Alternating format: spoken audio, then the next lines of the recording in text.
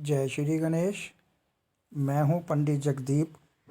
JD news 24 की ओर से आप सभी का सादर नमन करते हुए सूर्य ऊर्जा और चंद्र ऊर्जा जी, आज के इस वीडियो में हम इसी विषय को लेकर चर्चा करेंगे, जिसमें कि नर नारी के मनोभावों का उल्लेख किया गया है।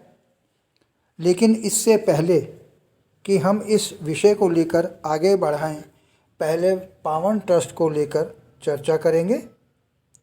सर्वविदित है कि पावन ट्रस्ट सामाजिक रूप से कल्याणजनक कार्यों में कुछ कार्य कर रहा है। इन कार्यों में आपके सहयोग की अति आवश्यकता है। आपसे विनम्र अनुरोध है कि आप सभी जन अपनी अपनी सामर्थ्य अनुसार सहयोग करने का कष्ट करें। पावन ट्रस्ट की पंजीकरण संख्या 9/2020 है। किसी भी प्रकार के सहयोग के लिए 931-868-2393 अथवा 701-879-7214 पर आप संपर्क कर सकते हैं। पावन ट्रस्ट में अपनी सामर्थ्य अनुसार सहयोग राशि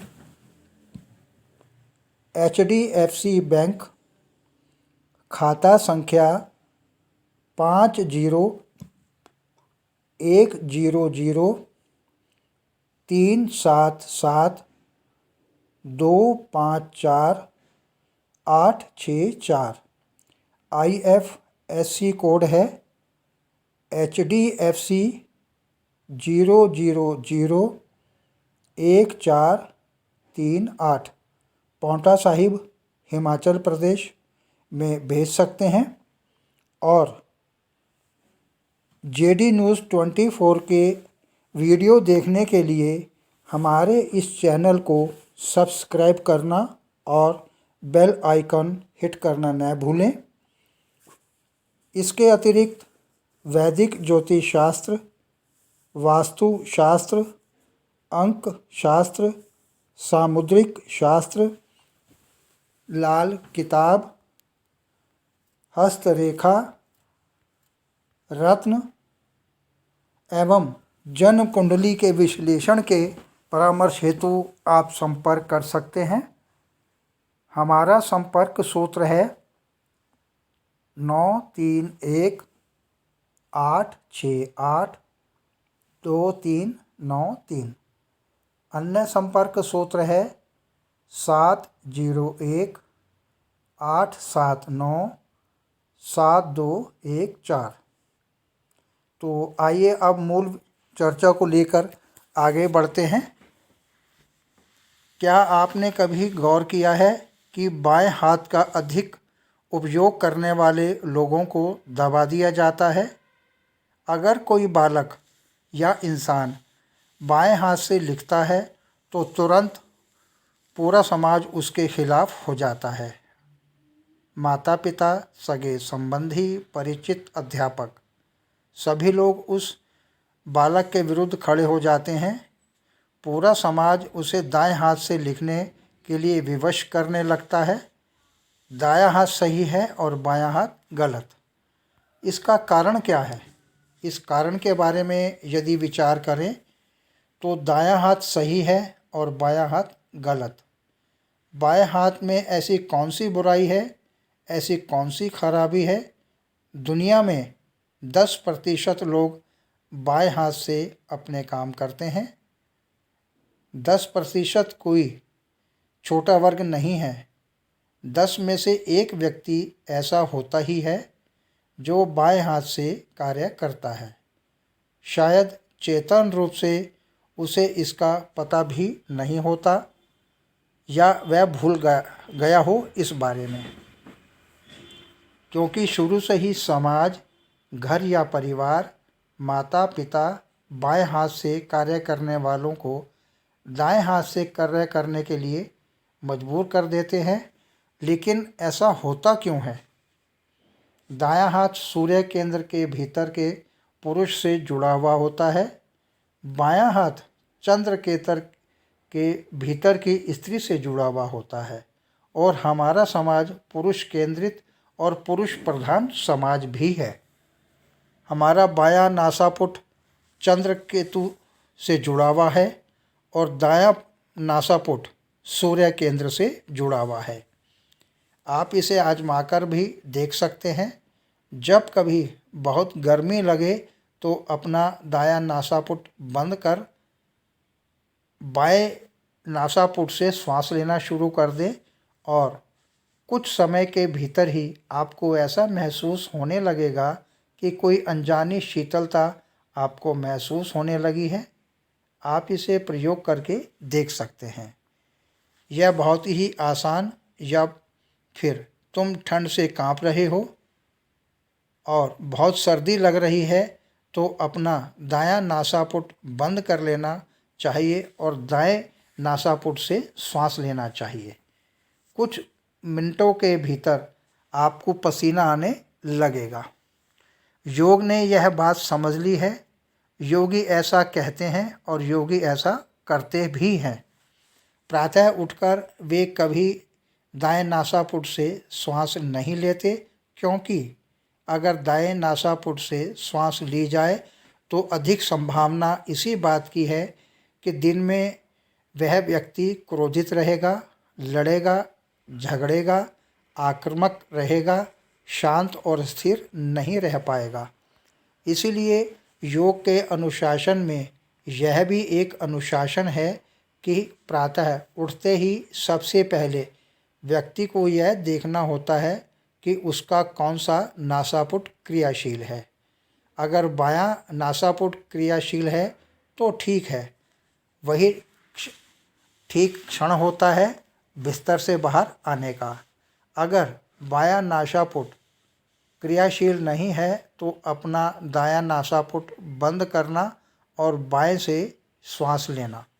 धीरे धीरे जब बायां नासापुट क्रियाशील हो जाए तभी बिस्तर से बाहर पाँव रखना चाहिए। हमेशा प्रातः उसी समय बिस्तर से बाहर आना चाहिए जब बायां नासापुट क्रियाशील हो, और तब आप जानेंगे कि आपकी पूरी की पूरी दिनचर्या में अंतर आने लगा है। आप क्रोधित कम होंगे, चिड़चिड़ाहट कम होने लगेगी और अधिकाधिक शांत, स्थिर और ठंडेपन का अनुभव करने लगेंगे। ध्यान में और अधिक गहरे जा सकेंगे। अगर लड़ना झगड़ना चाहते हैं तो उसके लिए दायां नासापुट अच्छा है। यदि प्रेम पूर्वक रहना चाहते हैं तो उसके लिए बायां नासापुट एकदम उचित रहेगा। हमारी श्वास हर क्षण हर पल बदलती रहती है। आपने शायद कभी ध्यान नहीं दिया होगा, किंतु इस पर ध्यान अवश्य देना चाहिए। आधुनिक चिकित्सा शास्त्र को इसे समझना होगा, क्योंकि रोगी के इलाज में इसका प्रयोग बहुत महत्वपूर्ण सिद्ध हो सकता है। ऐसे बहुत से रोग हैं, ऐसी बहुत सी बीमारियां हैं जिनके ठीक होने में चंद्र की सहायता ली जा सकती है, और ऐसे रोग भी हैं जिनसे ठीक होने में सूर्य से मदद मिल सकती है। अगर इस बारे में ठीक मालूम हो तो श्वास का उपयोग व्यक्ति के इलाज के लिए किया जा सकता है, लेकिन आधुनिक चिकित्सा शास्त्र की अभी तक इस तथ्य से पहचान नहीं हो पाई है। श्वास निरंतर परिवर्तित होती रहती है। 40 मिनट तक एक नासापुट क्रियाशील रहती है, फिर 40 मिनट के उपरांत दूसरा नासापुट क्रियाशील होने लगता है। भीतर सूर्य और चंद्र निरंतर बदलते रहते हैं। हमारा पेंडुलम सूर्य से चंद्र की ओर और चंद्र से सूर्य की ओर आता जाता रहता है। इसीलिए हमारी भाव दशा अक्सर ही बदलती रहती है। कई बार अकस्मात चिड़चिड़ाहट होती है, बिना किसी अकारण के। बात कुछ भी नहीं है, सभी कुछ वैसा का वैसा ही है। उसी कमरे में बैठे रहते हैं। कुछ भी नहीं हुआ है कि अचानक चिड़चिड़ाहट होने लगती है। थोड़ा ध्यान दें और अपने हाथ को अपने नाक के निकट ले जाना और उसे अनुभव करना। आपकी श्वास बाईं ओर से दाईं ओर चली गई है। अभी थोड़ी देर पहले तो सभी कुछ ठीक था और क्षण भर के लिए सभी कुछ बदल गया। कुछ भी अच्छा नहीं लग रहा। बस लड़ने को, झगड़ने को और कुछ भी करने के लिए तैयार हो जाते हैं। ध्यान रहे, हमारा पूरा शरीर 2 भागों में विभक्त है। हमारा मस्तिष्क भी 2 मस्तिष्कों में विभाजित है। हमारे पास एक मस्तिष्क नहीं है, अपितु 2 मस्तिष्क हैं, 2 गोलार्ध हैं। बाईं ओर का मस्तिष्क सूर्य मस्तिष्क है और दाईं ओर का मस्तिष्क चंद्र मस्तिष्क है। आप थोड़ी उलझन में पड़ सकते हैं, क्योंकि ऐसे तो बाईं ओर सब कुछ चंद्र से अब संबंधित है, तो फिर दाईं ओर के मस्तिष्क का चंद्र से क्या संबंध। दाईं ओर का मस्तिष्क शरीर के बाएं हिस्से से जुड़ा हुआ होता है। बायां हाथ दाईं ओर के मस्तिष्क से जुड़ा हुआ होता है। दायां हाथ बाईं ओर के मस्तिष्क से जुड़ा हुआ है। यही कारण है कि वे एक दूसरे के उल्टे जुड़े हुए हैं। दाईं ओर का मस्तिष्क कल्पना को, कविता को, प्रेम को, अंतर्बोध को जन्म देता है। मस्तिष्क का बायां हिस्सा बुद्धि को, तर्क को, दर्शन को, सिद्धांत को और विज्ञान को जन्म देता है। फिर जब व्यक्ति सूर्य ऊर्जा और चंद्र ऊर्जा के बीच संतुलन नहीं कर लेता, अतिक्रमण संभव नहीं है और तब तक बायां मस्तिष्क दाएं मस्तिष्क से नहीं मिल जाता है और उनमें एक सेतु निर्मित नहीं हो पाता है, तब तक सहस्रार तक पहुंचना संभव नहीं है। सहस्रार तक पहुंचने के लिए दोनों ऊर्जाओं का एक हो जाना अति आवश्यक है, क्योंकि सहस्रार परम शिखर है, अत्यांतिक बिंदु है। वहाँ न तो पुरुष की तरह पहुँचा जा सकता है और न ही वहाँ स्त्री की भांति जाया जा सकता है। वहाँ एकदम शुद्ध और चैतन्य की भांति होकर, समग्र और संपूर्ण होकर पहुँचना संभव होता है। पुरुष की काम वासना सूर्यगत है और स्त्री की काम वासना चंद्रगत। इसीलिए स्त्रियों के मासिक धर्म का चक्र 28 दिन का होता है, क्योंकि चंद्र का मास 28 दिन में पूरा होता है। स्त्रियां चंद्र से प्रभावित होती हैं। चंद्र का वर्तुल 28 दिन का होता है।